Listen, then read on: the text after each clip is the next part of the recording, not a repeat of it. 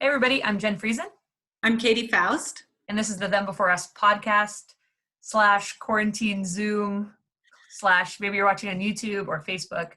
Anyway you're listening or watching, we're glad to have you. Something really exciting. We are going to talk about chapter 1 of Katie Faust's book, Them Before Us, that she is in the middle of writing. So we got a special sneak peek. We're really excited to talk about that. Thanks for being here, Katie. My pleasure. I mean, what else do I have to do? So we've after the 4 kids who are in the house right now, and the 2 cats and the 2 dogs who, might walk behind the screen at any minute. It's just like everyone's at home right now, so we all get it. At least it's like a joint. We all understand it. Mm-hmm. Them Before Us starts out, actually, it was really interesting with these really attention-grabbing headlines. I'll read 2 of them to you. Pam Anderson's adult children struggle to maintain stable relationships as Anderson divorces fifth husband after 12 days. That's like a headline, a newspaper headline. Another headline, I grew up in a home with 4 men and I didn't know which one was my dad. This ain't love. Those are so attention-grabbing, like eye-popping headlines. And then you say, this is what our headlines would look like if we actually put kids in their perspective first. Can you talk a little bit about that? Yeah. That first headline, the actual headline reads, Pamela Anderson divorces 5th husband after 12 days. And the second headline actually reads, I'm pregnant and I don't know which of the 4 guys I'm living with is the father. Love don't judge. Right. And so it's just an example of how all of the headlines about marriage, family, parenthood are always focused on the adults and never take into account the impact that it has on kids. But ultimately, kids are the ones who are the true victims, who actually are going to experience the greatest ramifications from adult decisions. And if we shared headlines based on the kids' perspective, we would really see these kinds of things a lot differently. Yeah. We're going to go, we have the privilege of being able to go through kind of each of these subheadings in chapter 1. So I'm really excited. The first thing you start out with is this idea of rights. So what are children's rights? Why should we care? Right. Well, we spend some time rights, man, if you want to talk about what rights are, you could have volumes, books about it. And so I'll break it down just pretty basically. There are legal rights and there are natural rights. And societies are the most just when legal rights are aligned with natural rights. And I say we because I have a co-author named Stacey Manning who makes all of the research and all of my arguments fun to read. And so we go through and we talk about how, Martin Luther King Jr., his whole civil rights push was based on the fact that the natural rights of African Americans were not being reflected as the legal rights in our nation. And so it's really important to get that right. Now, children do not necessarily have a legal right to their mother and father, even though it's something that people used to take for granted. Those rights, those legal rights, have been slowly eroded through various court cases over the last couple decades. And so children may not have a legal right to their mother and father, but it's very obvious that they have a natural right to their mother and father. And our society will be the most just, and it will thrive when we recognize those natural rights and we make sure that they're reflected in law. Yeah. Well, and the UN, you have quite a few bullet points of what the UN has said a child's rights are. So can you talk a little bit about that? Yeah, the United Nations created the Convention on the Rights of the Child, I think back in 1980. It is the most widely ratified treaty in the world. Every country has signed it except the United States out of concern that it might override parental rights. But what it did is it gathered together a pretty obvious consensus that every country in the world recognizes that children should be raised by the 2 adults responsible for their existence. And there are several articles right at the top of the Convention on the Rights of the Child that talk about how children need to be connected to and raised by both of their parents. They have a right to their identity. They have a right to their extended family. They should never be forcibly separated from their mother or father. And if for some reason they need to be immediately reunified with them. And even if they can't be, they still need to have contact with them. So it's very obvious that the global consensus is the 2 people that make the baby need to be raising the baby, and that's good for the baby. Yeah, right. You say there's kind of some other little subheadings in here that these things, this idea is pre-government, and that no one has to provide it, I guess. Yeah, so the whole concept of rights has been so muddled. And we talk about how it feels like whatever adults really, really, really want, they'll say, I have a right to this, right? Because they're trying to add some kind of weight to their argument. And so it's hard to figure out what's a right these days. And so Stacey and I kind of worked out a little system, like 3 rules that make a right. Here's the 3 things that you can apply to figure out if it's actually a right or not. And so one of them is that it existed pre-government, right? It's not something that materializes because you have a government. It's something that existed before even governments began. And other than your right to life, the right to be connected to both of your parents, the fact that you have your parents, right, that existed pre-government. Number 2, we say that everybody gets it in the same measure. Like, it's not a right if it's a shack versus Mar-a-Lago. You know, it's not a right if it's a GED or a master's degree, right? If it's a natural right, if nature gives it to everybody in the same amount. Yeah. And finally, what's the other one? Oh yeah, it's a right if nobody has to provide it for you, right? If somebody has to like dig it up from the ground and bottle it, it's not a right. If somebody has to go to law, has to go to school for 12 years to figure out how to do it and set up a private practice and go through residency, you don't have a right to it, right? That's a commodity. And commodities are really important. Sometimes our survival depends on them, but if somebody has to provide it, it's not a right. So we kind of run through the children's rights to their mother and father through that formula. And it's pretty obvious that it's a natural right. Children have a natural right to their mother and father. Wow, that's really good. And I've been involved in some of these things and haven't really thought that through. So that's really cool. Well, we're non-philosophers. Like I said, there's big debates about the nature of rights. And so we really tried to just boil it down into something that's edible. It's good. So you don't have to have a PhD to read your book, to read this, hopefully? Okay. You have to have a heart. That's all. Okay, good. Okay, you have really 2 decent sections on why Democrats should care and why Republicans should care. So is this like a partisan thing? Is this political? Like, only Christian conservatives should care about them before us, or this book? Yeah, so it's political and everybody should care, right? That's the bottom line. And so we spend a section talking to our friends on the left, and we talk about, hey, here's all the things that you guys care about, right? That you're pouring out your heart and your soul and your donations and your volunteer hours to try to fix. And it's, you're volunteering at the teen suicide hotline, and you're trying to rehabilitate survivors of sexual trafficking, and you're volunteering with at-risk kids at schools, and all of these things that we really care about and that we really need.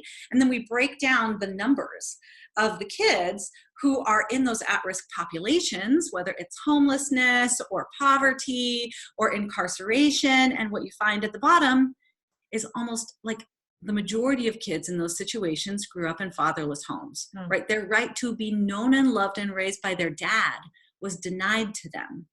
And so we say, look, keep doing all of these amazing, all your volunteer work, supporting these organizations, being concerned about social justice, and you will never get anything that you want unless you first support a child's right to their mother and father. If you can't get rights done at this micro level, you're never going to achieve justice on this macro level. Yeah. And then we talk to our friends on the right side of the aisle, and we tell them, we know you, right? We know that you want small, responsible government. We know that you want low taxes. You get nothing. You don't get any of that if you cannot defend a child's right to their mother and father. And historically, the way we've done that, and we're going to spend more time talking about this in chapter 4, is by encouraging marriage, right? You will never get small government without big marriage.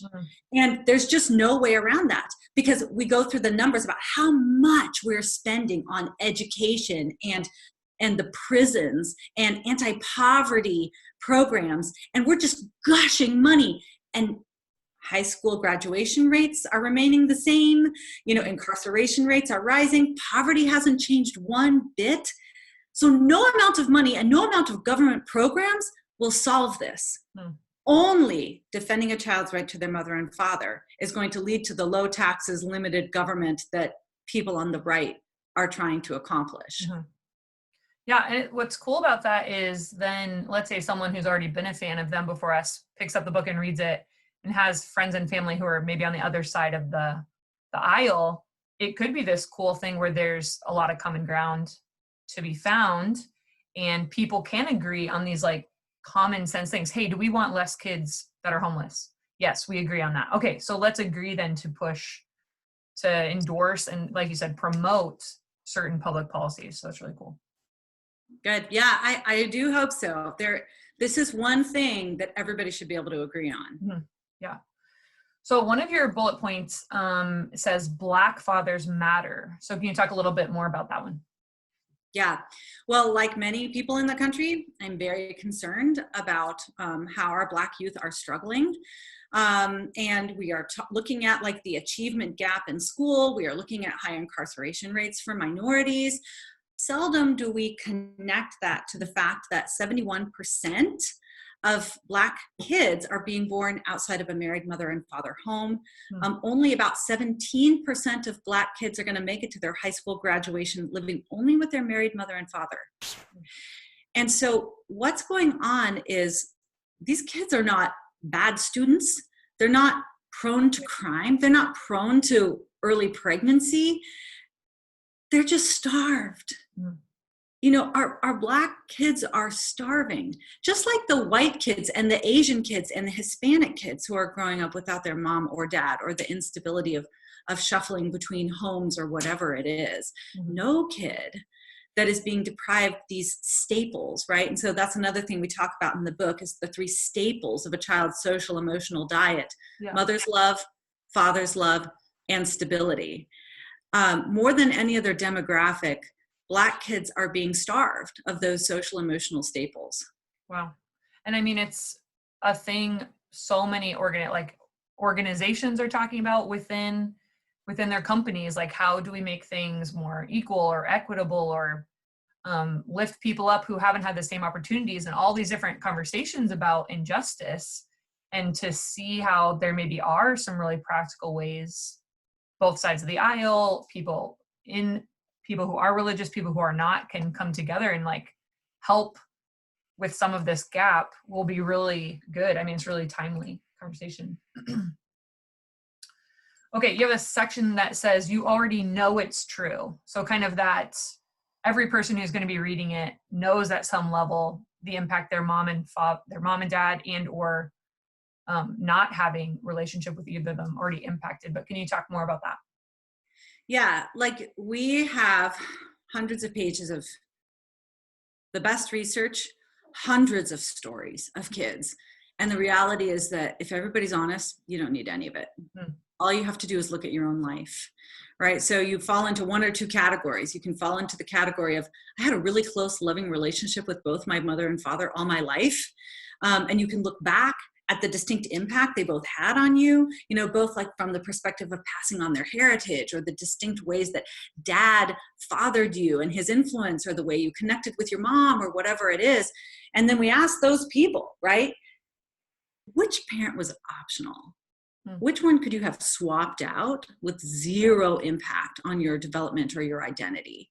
And the answer is neither, right? You needed both of them as a child. You probably still need both of them as an adult. Yeah. So then you have the other half of the population that lost a relationship with their mom or dad, maybe didn't know either one of them, maybe had both of them, but didn't have a really close, healthy relationship with their mom, or maybe their dad was just in and out of their life, or they only saw him on the weekends, or whatever it was. And we asked them, did you love that?